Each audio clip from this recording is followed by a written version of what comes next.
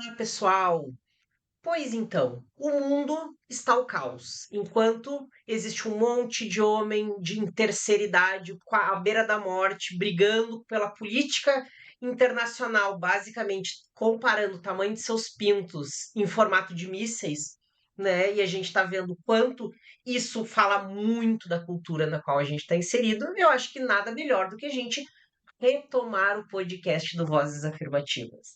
Então, para falar sobre isso, sobre cultura, né, masculinidade e machismo, eu estou muito feliz no primeiro episódio dessa nova temporada estar aqui com a Clarissa Manieri, né, que vai ser a nossa convidada de hoje. Clarissa, muito obrigada por estar com a gente. Eu que agradeço o convite, super honrada. Vai ser muito legal. A Clarice, quem ainda não conhece, ela é mestre em Direito, pesquisadora na área de gênero e violência.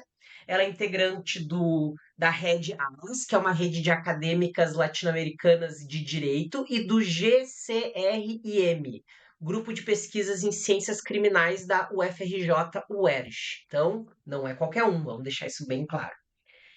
Clarissa, eu acho que a primeira coisa que a gente pode conversar hoje e que, né, eu acho que está sendo um assunto que a gente está vendo muito na televisão ultimamente é sobre a questão da violência de homens contra mulheres.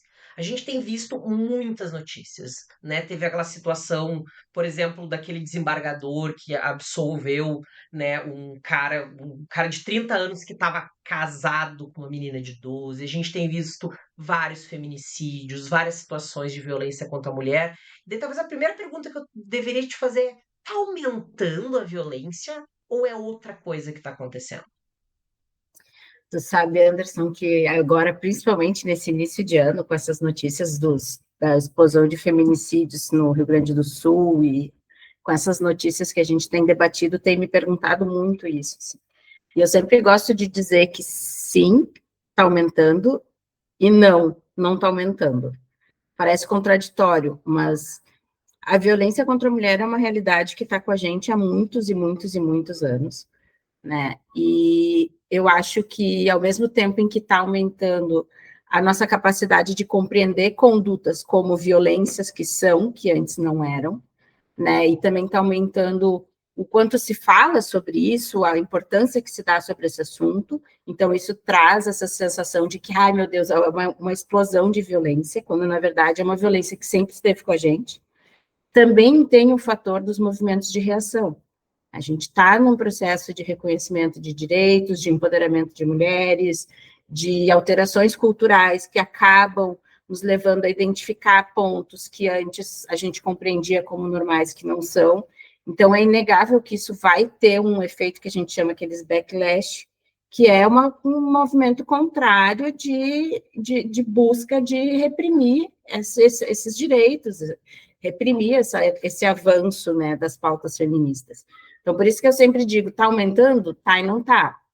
Não é uma coisa de hoje que, meu Deus, agora todo mundo enlouqueceu, está causando uma violência nova contra as mulheres sempre foram vítimas dessas violências, mas sim, a proporção com que isso está acontecendo está aumentando também por conta desses efeitos, dessas reações que a gente vê dos próprios homens que estão se sentindo, de certa forma, encurralados e, enfim, o movimento Red Pill está aí para nos mostrar exatamente o que acontece quando esses homens se sentem acuados.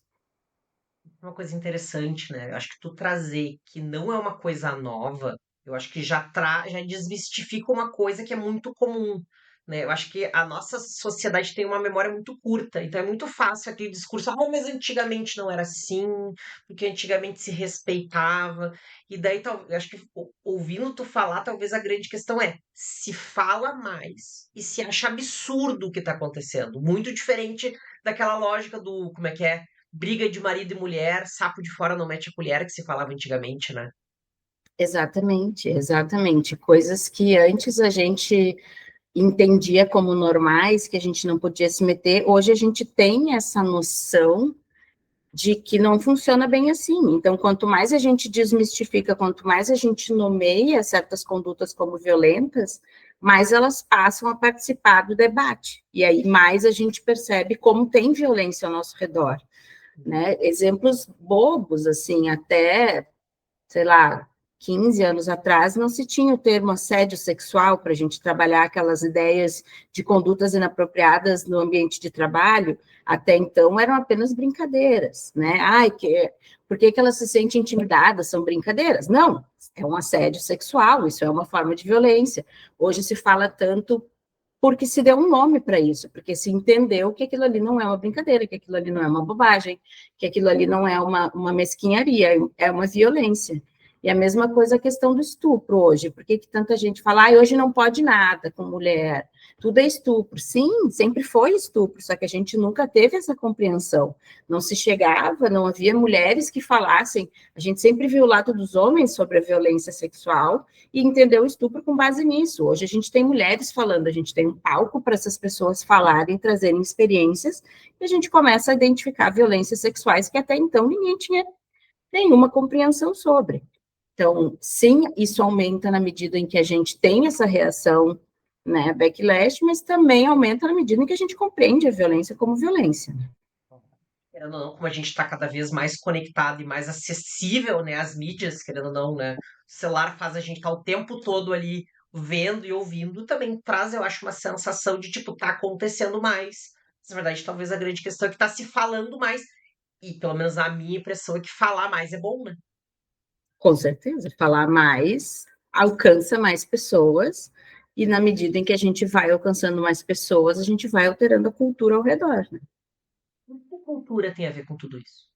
Como é que a Tudo. forma como a gente estruturou a nossa a gente não, né? Porque a cultura ela vai se construindo, mas como é que a forma que a cultura brasileira se estruturou influencia isso? A cultura influencia 100% a violência. Tá? A violência é um reflexo da própria cultura. A cultura ela vai te determinar que condutas são adequadas, quais não são, quais são aceitas, quais não são. Né? A própria notícia daquele desembargador sobre as relações que ele entendeu consensuais entre um homem de 30 e tantos anos e uma menina de 12. Tem países em que o casamento de crianças não só é aceito, como é imposto. Né? No próprio Brasil, há muitos anos se luta contra essa questão do envolvimento de maiores de idade com crianças, já se teve um movimento muito forte na legislação. Então, hoje a gente discute como foi absurda essa decisão do desembargador. Mas ontem, não muito longe daqui, ontem a gente acha normal. Então, tem gente que ainda acha normal, né, de achar que uma pessoa de 12 anos tem noção de como se relacionar com um homem de 30. Então, a cultura vai ditar tudo que a gente entende, o que considera adequado, o que considera inadequado.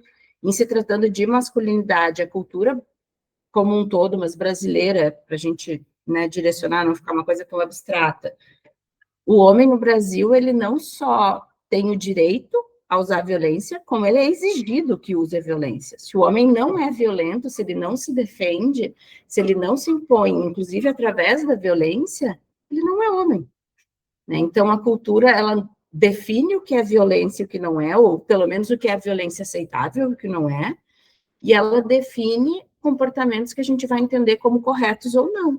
Se eles são violentos ou não, é a cultura, é a questão do relacionamento com menores de idade, é a questão de o que é um sexo consensual, quais são os tipos de interações sexuais que devem ser aceitos, o que a gente compreende como estupro, o que a gente compreende como assédio, tudo isso passa pela definição da cultura.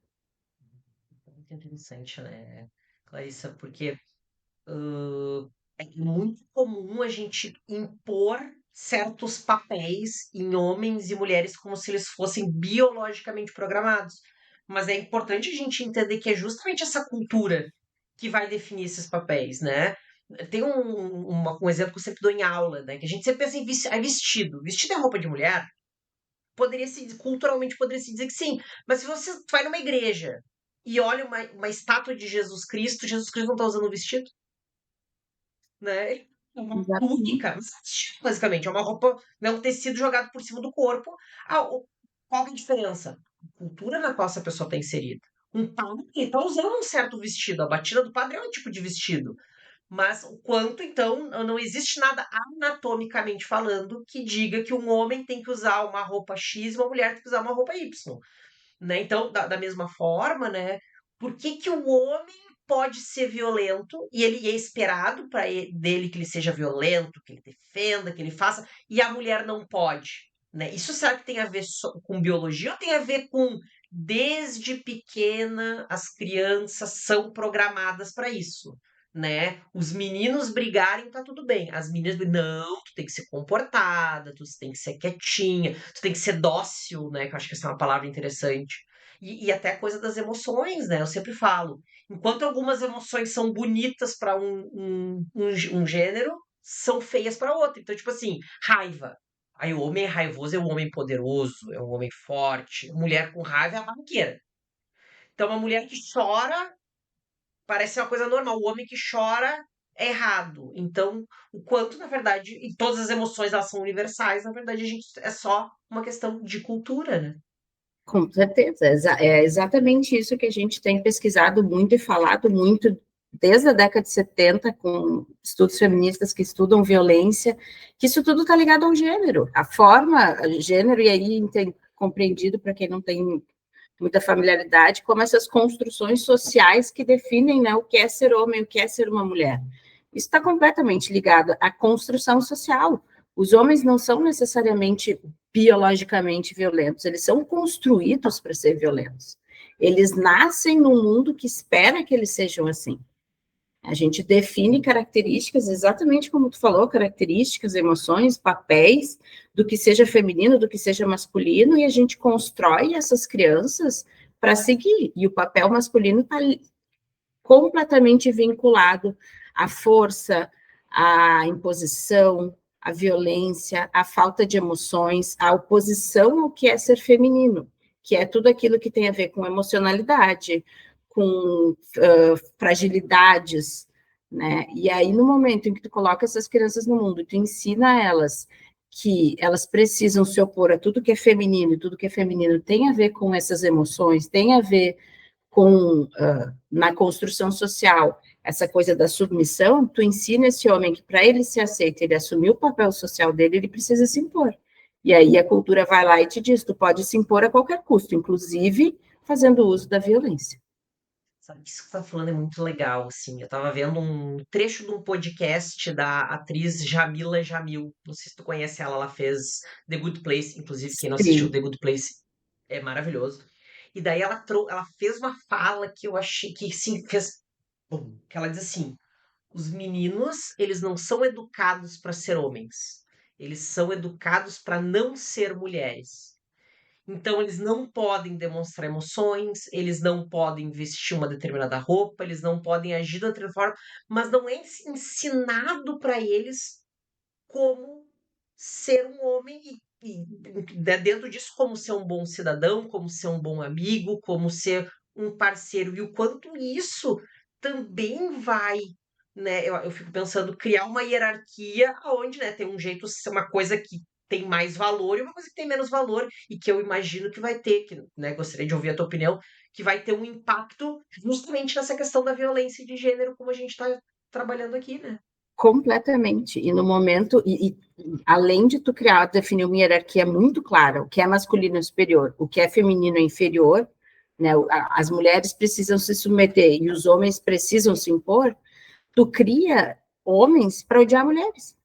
Porque a base de tu ensinar para eles que ser homem, que é superior, é não ser uma mulher, tu ensina esses homens a desrespeitar tudo que vem de uma mulher, tu ensina esses homens a odiar mulheres, né? Tanto que a gente fala muito ultimamente que os homens, na verdade, eles estão em relacionamentos homoafetivos, não em termos de parceiro sexual, mas que as relações entre homens são homoafetivas, porque eles só se vinculam a outros homens. Eles não sabem amar e respeitar não sexualmente mulheres. Eles não sabem conviver com mulheres. As mulheres não estão no grupo social, eles não respeitam essas mulheres. Mulheres, para eles, estão diretamente vinculadas à questão sexual, claro, mas quando eles precisam buscar afetos, amizades, parcerias, companheiros de vida, eles buscam homens, porque eles não sabem respeitar, eles não sabem admirar. Homens não leem mulheres, homens não admiram mulheres, homens não respeitam mulheres.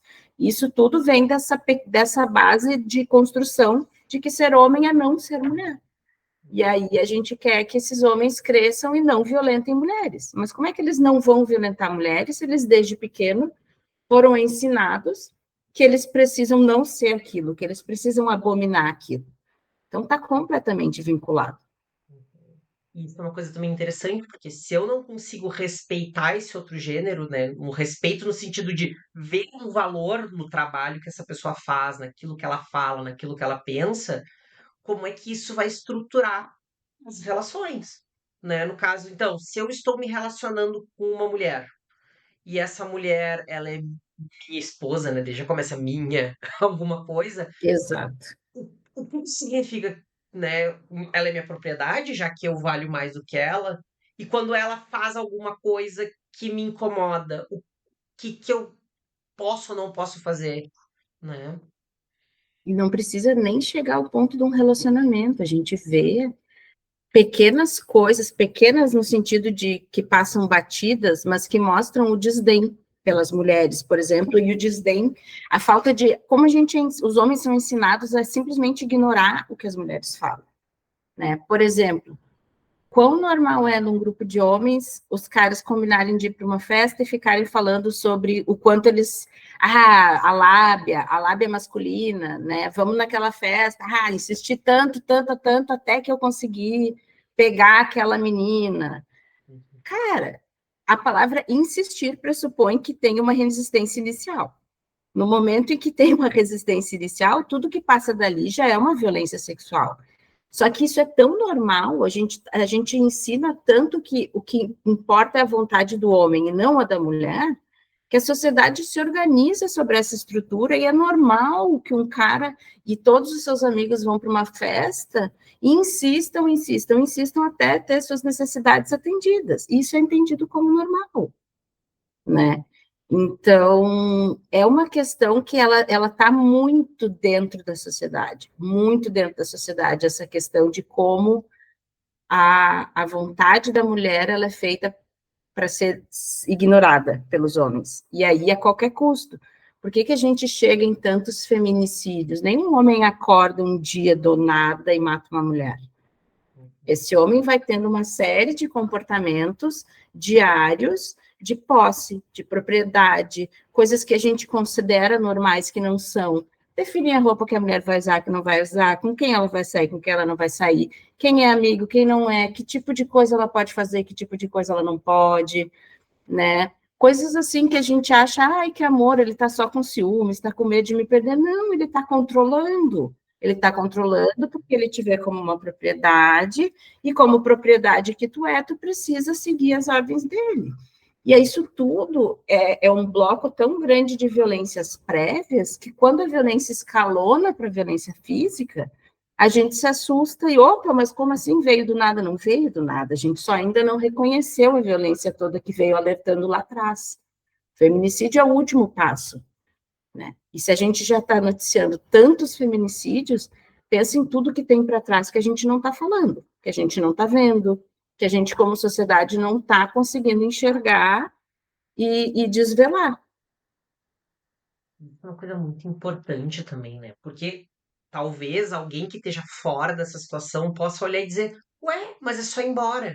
Ué, mas é só não procurar um homem assim. Mas tem uma dificuldade de entender que todos nós estamos inseridos nessa cultura. Todos nós crescemos e nos desenvolvemos como pessoas dentro desses espaços. Então, se eu cresci a minha vida inteira ouvindo que eu valho menos, eu tenho que ser dócil, eu tenho que encontrar o príncipe encantado, né, que vai me amar e que o casamento é para sempre, a força que vai ser necessária para poder sair de uma relação dessas, mesmo sendo uma relação tóxica. Isso sem falar, né, dependendo do arranjo de relacionamento, onde se um homem proíbe uma mulher de trabalhar, como é que ela pode sair dessa relação se ela tem uma dependência financeira desse homem?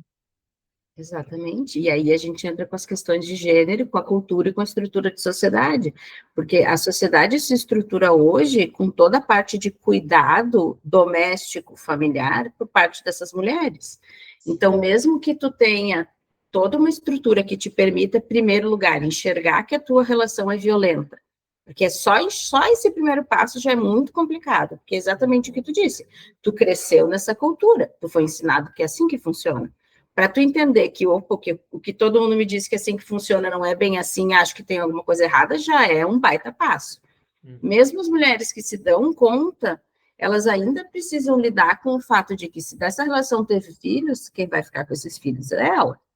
A gente tem um sistema de justiça que não dá suporte para essas mulheres, porque esse pai, se pagar pensão, vai pagar uma pensão miserável, que não vai pagar nem meia dúzia de fraldas, porque esse pai vai ter o direito tutelado pelo Estado de, ele não pode perder mais de 30% do salário, porque ele precisa da subsistência dele, mas ninguém calcula que tudo que tu garante de subsistência para este homem, quem tem que tirar da própria é a mulher, que vai arcar com todo o resto. Então, tudo bem, vencemos o primeiro passo, quebramos a cultura, alcançamos um nível de conhecimento que nos diz foge, tu ainda tem que pensar, fujo como? Fujo para onde? Faço o que com meu filho? Onde, ou então, não estou trabalhando, tive que abdicar do meu trabalho, estou isolada, meu companheiro, porque acontece muito, meu companheiro me isolou dos meus amigos, me isolou da minha família. Então, tem toda uma gama de comportamento, uma gama de fatores que essas mulheres precisam pensar na hora de sair de casa. E muitas, quando finalmente conseguem, acabam voltando porque não conseguem se manter, ou porque esse homem persegue tanto que elas não têm força mais para lutar e elas aceitam. E aí a gente tem um outro lado que a gente tem falado muito, que os movimentos feministas têm lutado muito, que a gente tem mania de esquecer que o homem também está inserido na cultura, né? Que o homem, o masculino também é gênero. A gente sempre fala em gênero e pensa em mulheres. A mulher é generificada, o homem também é. Então, esses papéis masculinos, eles também são frutos de cultura. O que isso significa? Que o homem não é universal no meio do nada. Esse homem é fruto de uma cultura. Então, esses homens que abusam, que assediam, que a gente gosta de dizer são os monstros, são os psicopatas, estão à margem da sociedade, eles não são. Eles são um fruto saudável da sociedade patriarcal. Eles são um reflexo do que a gente construiu. Que saudável, talvez seja o fruto esperado, né? Isso, um filho, a gente fala um filho saudável do patriarcado no sentido de que cresceu como esperado, né? Não no sentido de saudável não tóxico, mas tipo assim, foi criado para isso, né? Então, o que acontece quando a gente monstrifica esses homens? A gente faz parecer que isso é algo pessoal, em primeiro lugar, e algo que não é reiterado e que não é constante. No momento em que tu diz, esse homem que matou essa mulher é um monstro, tu tá negando que esse homem veio de uma sociedade que transformou ele para isso. E que todos os outros homens também. O que acontece, por exemplo, com a história do desembargador? Eu converso muito com uma outra pesquisadora de gênero, a gente até escreveu um artigo sobre isso que deve sair, sobre como os homens não querem se identificar com os perfis culturais aceitos, mas que na verdade são violentos. Então, o que acontece? Esse desembargador, ele não quer reconhecer o estupro ali, porque ele possivelmente já passou por isso. Tanto que existem denúncias de que ele também teve esse tipo de relação. Então, no momento em que a gente coloca esses homens abusadores, esses homens feminicidas como os psicopatas estranhos da sociedade, a gente ignora uma realidade e a gente cria todo um movimento de homens dizendo, mas eu não sou assim. Quando, na verdade, são assim. Não é todo homem que mata uma mulher, mas quantos homens que gritam, eu não sou assim, eu não faço isso, eu não abuso, mas não ficam trocando mensagem com os amigos, rindo do cara que deu uma bebida numa festa para uma menina que estava totalmente bêbada e o cara foi lá e comeu, né? Ou então, quando a gente sabe, os caras ficam rindo das traições que tem das namoradas. Mas eu não traio, mas tu se compactua e acha bonito uma cultura que te ensinou que mulher não merece respeito. E eu acho que é importante a gente pensar, né, nessa lógica de entender também que existe um problema na neutralidade. quando tu não faz nada, né, tu acaba reforçando a força do agressor e a vítima continua estando desamparada, né? Se um amigo meu bate na namorada dele, eu não faço isso, mas eu também não coloco um limite, não protejo essa vítima, compactuando com o crime. E isso é uma coisa que eu acho que é essencial a gente pensar. Por quê? Porque esse discurso do não, mas nem todo homem é assim, eu acho que ele também vem de uma outra lógica, que é tudo é sobre mim. Então, se a Clarissa diz todo, nenhum homem presta, ou melhor, os homens são violentos, eu olho e digo assim, não, mas eu não sou violento. E daí eu tenho que me defender, sendo que se eu não sou violento, talvez não seja sobre mim também. Então eu não preciso desmerecer o discurso da Clarissa, que talvez tenha sofrido muitas agressões, por eu não ser. Eu deveria talvez olhar para mim e para os meus iguais e poder pensar onde foi que a gente errou e ela teve que passar por isso a ponto de ter que dizer isso. Exatamente. Exatamente. É uma das grandes críticas dos movimentos feministas à conduta dos homens atualmente, porque e eu entendo que não seja legal a gente ser apontado dessa forma, assim. Eu entendo que não deva ser legal para os homens serem colocados nessa posição de ter que rever todos os privilégios que eles têm e botar a mão na consciência e entender que muito do que eles fazem não é legal. Mas no momento em que eles, em vez de pararem para pensar e se identificarem como parte do problema e tomarem uma posição, eles atacam esses movimentos, eles estão mantendo essa cultura de violência. Então, eu não bato na minha mulher, eu não traio a minha mulher, mas o que tu está fazendo para os teus amigos não fazerem isso? O que tu está fazendo para mudar essa cultura, né?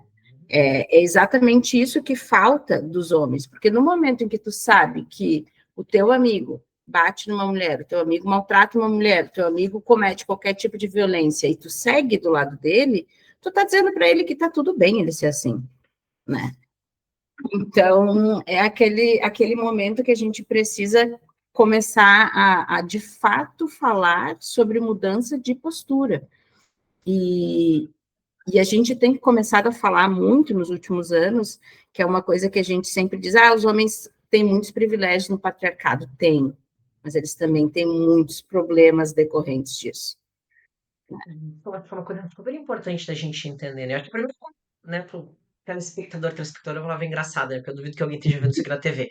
Mas eu acho que talvez esclarecer essa ideia de privilégio, porque às vezes quando a gente fala privilégio, assim, eu não sou chato, eu tenho conta para pagar, eu não sou privilegiado, eu tenho problemas. Não. A ideia do privilégio é a gente poder pensar que existem algumas características que nós temos que fazem com que alguns estressores não nos afetem. Eu sempre tenho um exemplo clássico. Se eu sair sozinho na rua, às 10 da noite em Porto Alegre, onde eu e a Clarice estamos hoje, né, a chance de eu ser assaltado é menor que a da Clarice.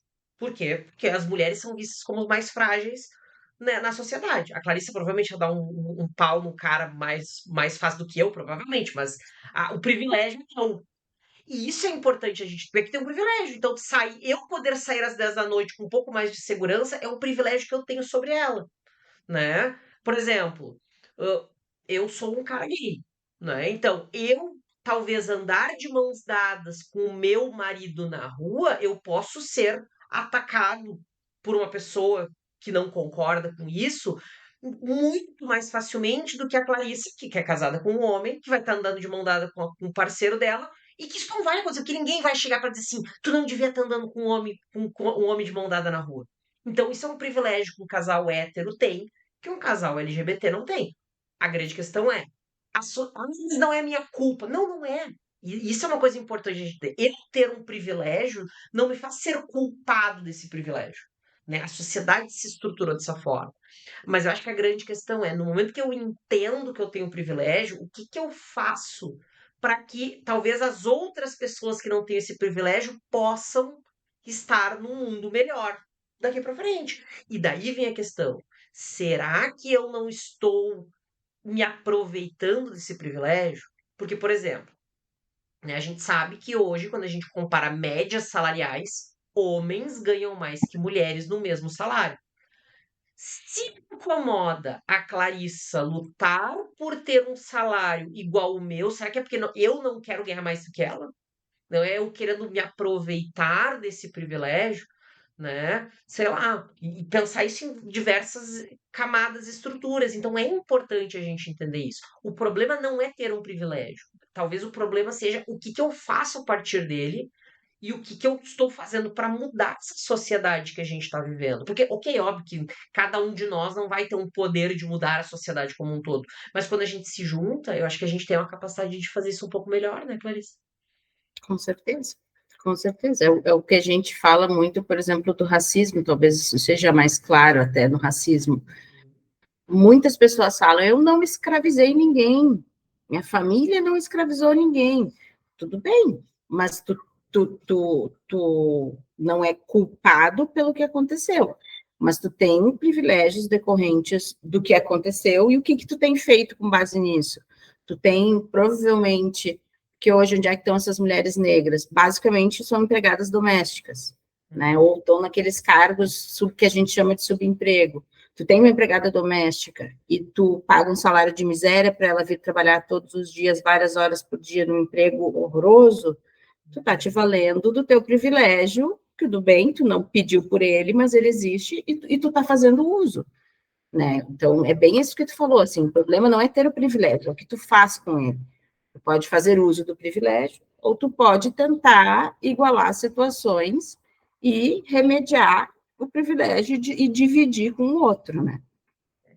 Pode pensar até as camadas de privilégio e camadas de características de vulnerabilidade. Então, por exemplo, ser uma pessoa branca LGBT é diferente de ser uma pessoa negra LGBT, onde talvez a Com gente tenha certeza. duas características de estresse de minoria, né? Ser uma mulher, né? Se uma mãe solteira vai ser diferente do que ser uma mãe num relacionamento onde a gente tem um pai presente. Então, cada uma dessas coisas vão ser importantes para a gente entender essa estrutura e a gente poder pensar tudo isso junto.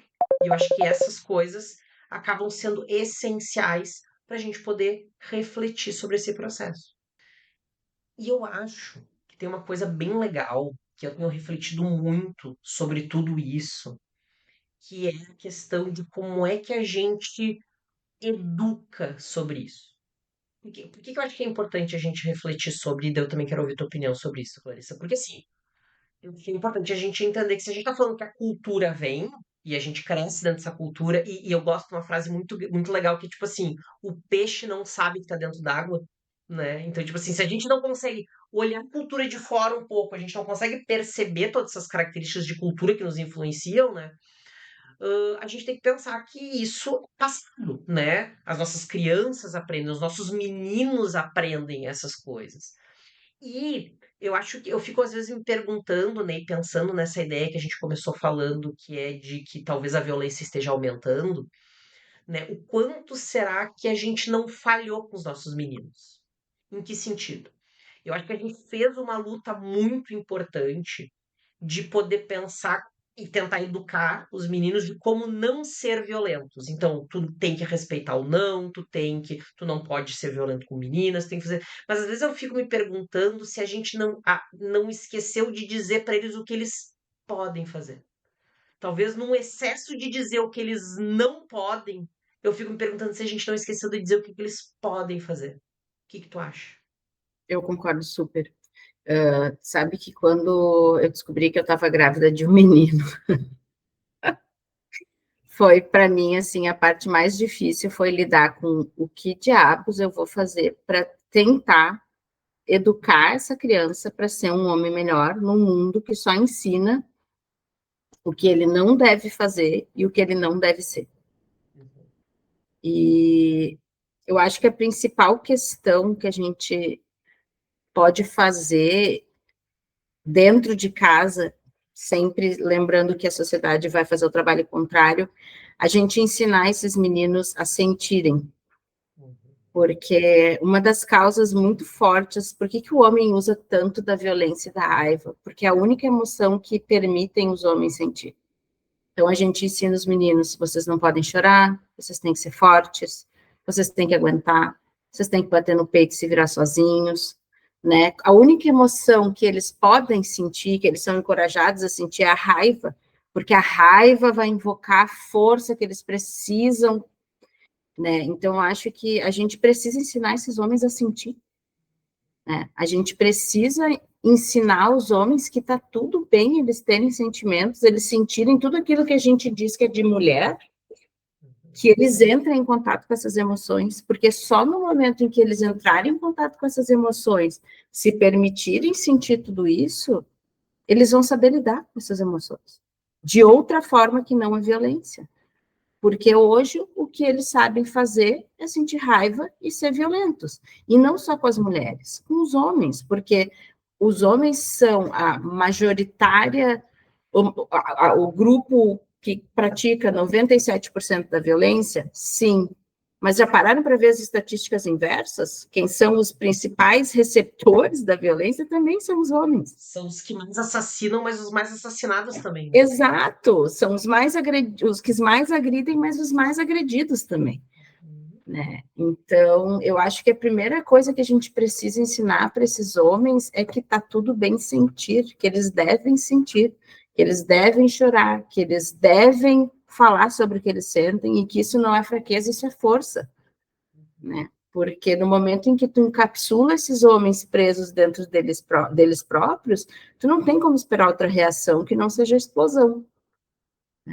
Eu acho que isso é essencial que tu tá falando. Você tu viu nas redes sociais, estava rolando uma trend, que era dele assim, eles se ajoelhavam, pediam a pessoa em casamento, isso que é a caixinha do meu fone de ouvido, não é uma coisa de aliança, às vezes, e daí dizem, não, caso ela me diga não. E daí, tipo, tinha coisas do tipo assim, gente com arma, gente encenando um teatro, e daí tu te dá conta o quão frágil é essa masculinidade, no sentido de eu não tenho como suportar caso a pessoa diga não se ela não quiser casar comigo. Casar, me dar um beijo, sair comigo. E daí a gente assim, cara, será que ser homem não deveria ser justamente aprender a lidar com essa frustração de um jeito onde eu não agrido ninguém, onde eu não sinto que eu sou menos homem? Porque, tipo assim, se é o sim dela que faz eu ser homem, poxa, tem alguma coisa muito errada aqui, né? Com certeza, com certeza.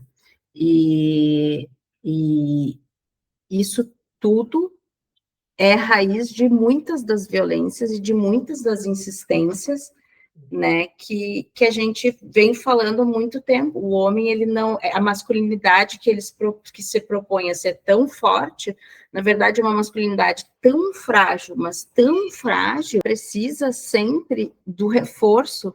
E olha que engraçado, tem uma pesquisadora, ela é uma socióloga, e ela fez uma pesquisa uns anos atrás com homens encarcerados por estupro, homens condenados pela prática de estupro, né?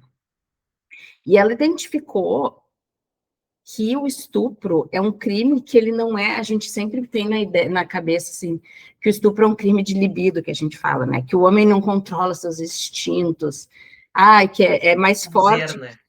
Exato, o crime do prazer incontrolável.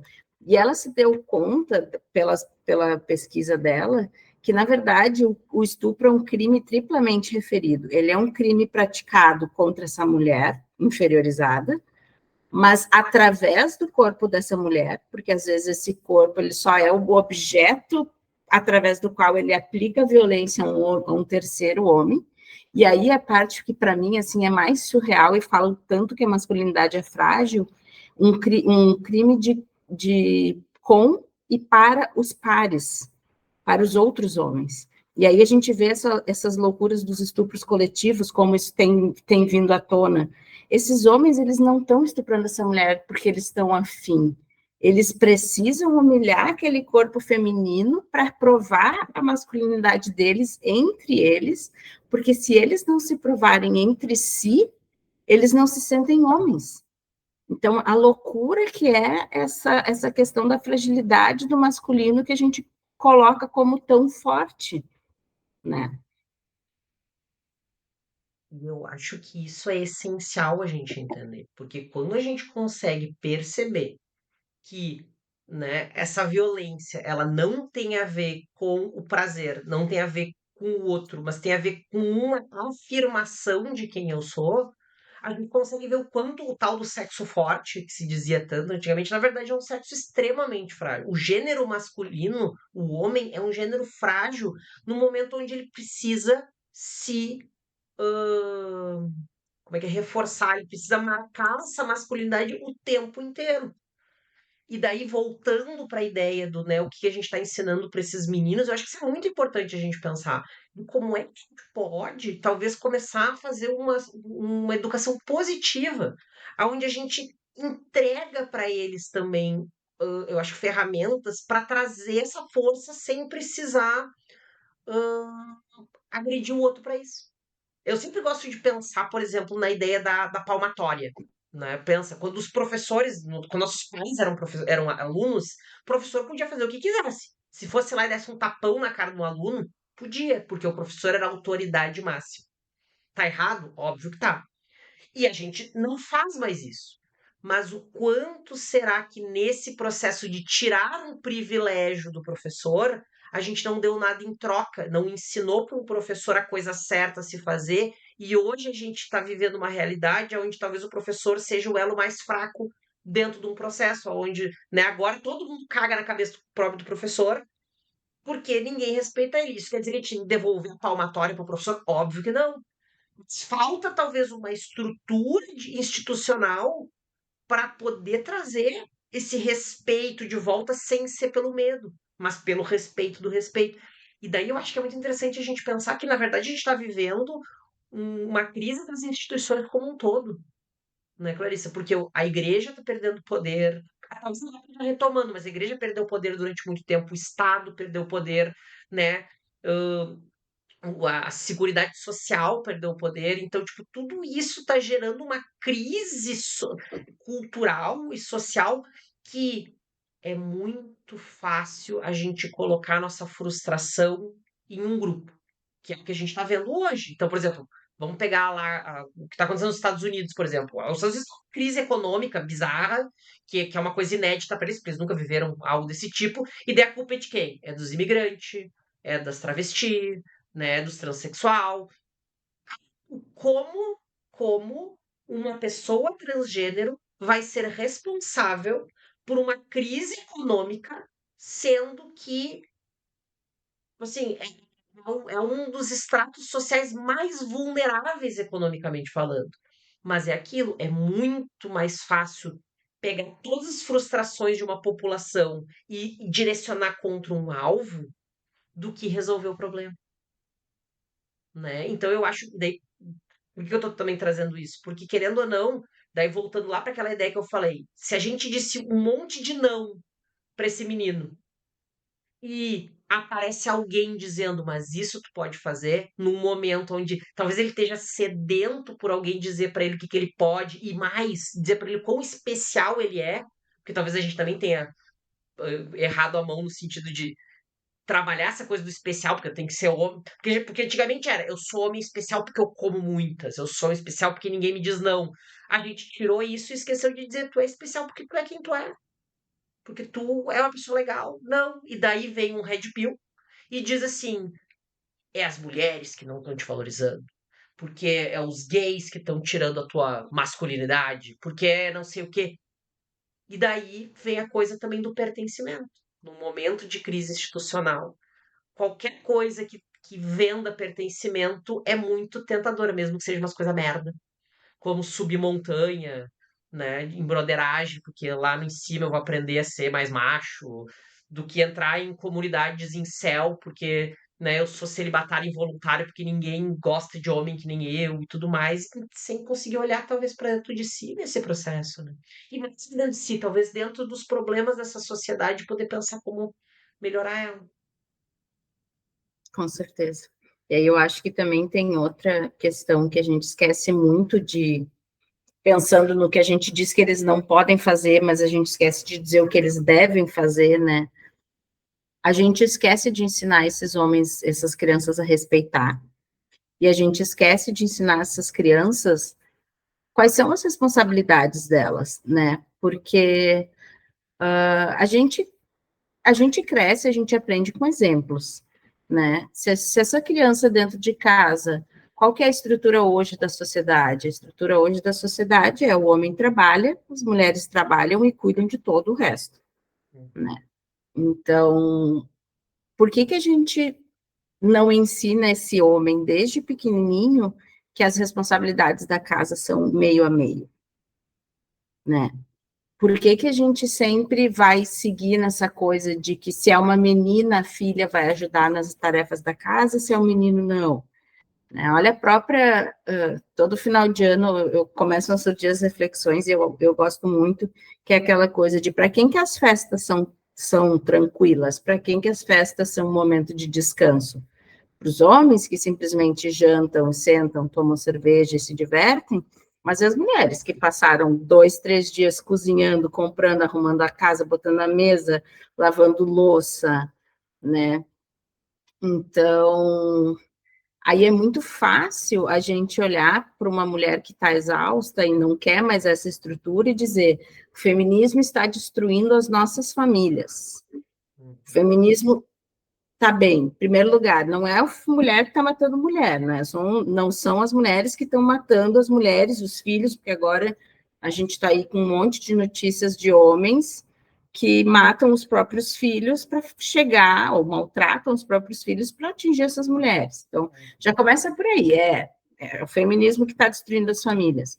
Mas é o feminismo que está destruindo as famílias ou o feminismo está empoderando essas mulheres para mostrar que a gente está ensinando que a gente organizou uma estrutura que não é adequada e que essas mulheres têm direitos, elas podem sonhar com uma vida diferente, né? E aí vem a questão que tu próprio colocou, como é que as pessoas trans vão ser responsáveis por uma crise financeira? Não vão, mas é muito mais fácil apontar para aquela minoria do que parar para entender o que é realmente o problema estrutural, a gente precisa lidar com isso, né? E a mesma Exatamente. coisa a questão dos homens. É muito fácil a gente apontar para os feminismos e para os movimentos de mulheres e para essas coisas e esquecer que, na verdade, a gente precisa reestruturar dentro de casa, né? Uhum. Esses homens, eles precisam ser ensinados desde pequeno a respeitar homens e mulheres, a admirar homens e mulheres, né? Eles precisam entender as emoções deles, enfrentar essas emoções, lidar com elas, né? Precisam aprender a se frustrar, precisam entender que eles não vão conseguir tudo que eles querem e que está tudo bem, que é normal. Eles precisam aprender que eles têm responsabilidades além de simplesmente trabalhar, né? E isso é muito complicado com a cultura que a gente tem hoje. É uma coisa interessante da gente pensar, né? Porque, por exemplo, se a gente fosse pensar, né, no passado, o homem tinha talvez o poder econômico muito forte, porque mulheres não eram permitidas trabalhar, ou permitidas em coisas muito específicas. Então, o esforço que o homem tinha que fazer para a família se manter era o financeiro. No momento onde a gente vive num mundo onde homens e mulheres trabalham, né? E a mulher continua fazendo esse papel de ter que manter isso, é muito cômodo dizer que, não, mas eu tô sustentando a casa. Não, tu não tá mais. Esse não é mais teu poder. Só que o problema é que não se tá fazendo um papel de refletir qual que é o meu papel agora? Qual que é o papel que eu tenho que ter para essa família dar certo, para essa instituição familiar se manter. E o que está sendo feito é culpa do feminismo. Não, talvez seja culpa desse homem que não está sendo, vamos dizer assim, um bom marido, um bom pai. Né? Eu acho que tu trouxe agora o exemplo daquele homem que, né, a mulher se divorciou dele, ele foi lá e assassinou os dois filhos e se matou depois, e ainda escreveu uma carta dizendo: Eu estou matando os teus dois filhos. Tipo assim, os filhos eram deles também. E aí a sociedade caiu em cima da mulher, sendo que não foi ela que matou os filhos, né? Então, assim, eu não aguento o fim de um casamento, então, para punir a pessoa que terminou a minha relação, eu vou matar os meus filhos, né? E daí vem de novo o que eu estava falando, as vítimas do machismo. E aí eram duas. Não eram duas filhas, eram dois meninos. Então, essas duas crianças foram vítimas de uma sociedade que não ensinou o homem a lidar com a sua frustração. Exatamente. né? Então, talvez, e mais eu acho, né? Querendo ou não, talvez eu acho que um dos maiores desafios da vida adulta, e que eu sempre digo que é o diferencial entre o ser adulto e não é tu aprender a lidar com as responsabilidades das suas escolhas e dos teus erros. É tu tá andando de carro, e daí tu tá 120 numa pista de 100 levar uma multa e entender que a culpa é tua por estar andando acima do limite de velocidade, não é culpa do pardal. Né, o meu pai. Não, o meu pai. Só que ó, meu pai, eu às vezes não considero ele um adulto 100% funcional, porque ele vai olhar e vai dizer: não, é culpa do pardal, porque o pardal está multando um trabalhador. Multando um trabalhador, está multando um cara que estava andando a 120 numa pista de 100. E daí você Exato, diz, eu sou um motorista responsável. Um motorista responsável até atropelar alguém que está atravessando a faixa, né? E exatamente, mais do que isso, né? Digo assim, bem tu fazer isso se tu assumir a responsabilidade do que tu fez. Mas as pessoas não fazem isso, as pessoas erram e elas querem remediar o seu erro. Elas querem fazer de conta que o erro não existiu ou colocar a culpa no outro que está apontando o erro, sendo que talvez a gente tenha que aprender a assumir nossos erros, assumir as responsabilidades pelos nossos erros e pedir desculpa, né? Que é uma coisa, uma desculpa a partir de um ponto que eu também vou mudar a partir disso, né? Não é tipo assim, fazer uma violência de gênero, pedir desculpa e achar que tá tudo bem e que eu não deveria responder legalmente por isso. Que daí é a parte anterior que eu tava falando. autorresponsabilização, que vai Exatamente. exigir, em primeiro lugar, que tu tenha o um mínimo de respeito para entender que alguma coisa ali se violou, que é o que eu acho que falta muito para os homens hoje. Aprender o respeito, não só com as mulheres, mas até entre eles, Uhum. né? Isso mesmo. Só pra gente pensar toda essa situação geopolítica que a gente está vivendo agora, é tudo um desrespeito generalizado do tipo assim, não se está se respeitando fronteira, não está se respeitando, né, o governo de um outro país, não está se respeitando a vida das pessoas e tipo assim, Exato. eu acho que é uma coisa macro do micro que a gente está vivendo aqui, né? Com certeza, com certeza. Claro. O papo tá maravilhoso. Mas, né, se a gente se estender mais, as pessoas não vão ouvir até o final. Então vamos chegando ao final. E eu quero que tu diga para nós, se a gente quiser conhecer o teu trabalho, aonde é que a gente acha? Ai, eu não sou uma pessoa muito atuante no Instagram, eu preciso admitir isso. Ok, mas capítulos que tu já escreveu, um livro, tem alguma Já coisa? eu tenho alguns capítulos de livro. Meu livro vai sair agora em maio, finalmente, sobre estupro. Mas acho que Vou voltar depois para falar do teu livro, é boa isso?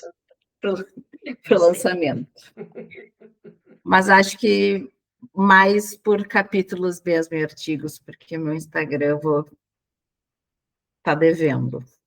Então, pessoal, eu vou deixar aqui embaixo depois o link do acadêmico da Clary para vocês acharem os artigos dela. Ela tá, então, vocês não estão vendo, ela tá vermelha nesse momento, porque ela não queria que eu fizesse isso, mas eu vou fazer. Mas, Clary, foi um papo maravilhoso. Eu fico muito feliz de poder conversar sobre isso. Acho que é um assunto super relevante. E obrigado por ter topado esse convite. Eu que agradeço, adorei, adorei. Eu acho que é um assunto que a gente precisa falar muito sobre. Masculinidade está na base, na raiz de tanta coisa hoje. A gente precisa começar a trazer luz para isso, e não só para a proteção das mulheres, mas os homens também têm muito a ganhar com essa revisitação aí do que é ser homem. A gente pode, aos pouquinhos, deixar de ser um escravo, né, dessa estrutura e talvez ter vidas um pouco mais livres a partir disso. Pessoal, sempre ótimo estar com vocês. Sejam muito bem-vindos à segunda temporada do podcast do Vozes Afirmativas. A gente tá aqui onde vocês estão ouvindo, mas também YouTube, no YouTube Music, no Spotify, mas em alguns outros lugares por aí. Até a próxima e um beijo. Um beijão, Clarissa. Beijo.